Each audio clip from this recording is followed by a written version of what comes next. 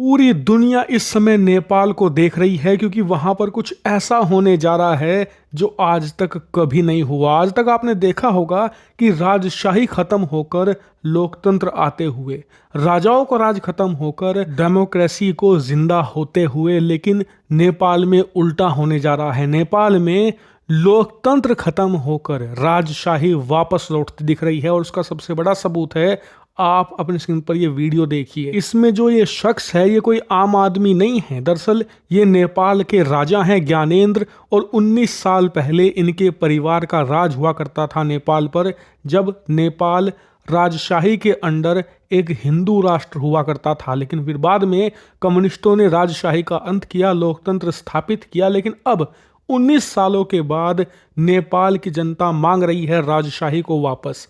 नारे लग रहे हैं, महल खाली करो, हमारे राजा आते हैं। दरअसल ये पूरा घटनाक्रम कुछ ऐसे हुआ कि 19 सालों में पहली बार नेपाल के राजा ज्ञानेंद्र काठमांडू, जो कि नेपाल की राजधानी है, वहां आए और एयरपोर्ट पर उतरते ही लाखों की भीड़ जमा हो गई उन्हें देखने के लिए, उनके स्वागत के लिए। और हैरानी की बात तो यह है कि इतनी भीड़ पिछले 19 सालों में कभी भी किसी भी नेपाल के राजनेता के लिए नहीं आई।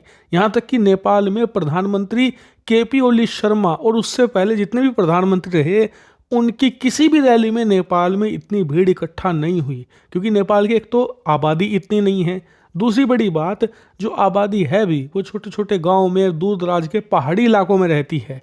ऐसे में एक बार को नेपाल की सरकार भी हिल गई कि इतने लोग आए कहां से नेपाल के राजा के स्वागत के लिए। इतना ही नहीं, नेपाल के राजा की वापसी के साथ ही एक नारा भी वापस आ गया है जो नेपाल में प्रचलित हो चला है, जिसे कहा जा रहा है, राजा वापस आओ, देश बचाओ, महल खाली करो ओली, हमारे राजा आते हैं। हालांकि कई लोग कहेंगे कि यार ऐसे नारे लगाने से, भीड़ इकट्ठा करने से कहीं राजशाही आती है क्या? लोकतंत्र ऐसे ही खत्म थोड़ी हो जाता है। तो आपको बता दूं कि जमीनी हकीकत नेपाल में कुछ और है। जमीनी हकीकत यह है कि नेपाल की सरकार और राजनेताओं को पता लग चुका है कि देश की जनता का मूड किस तरफ है।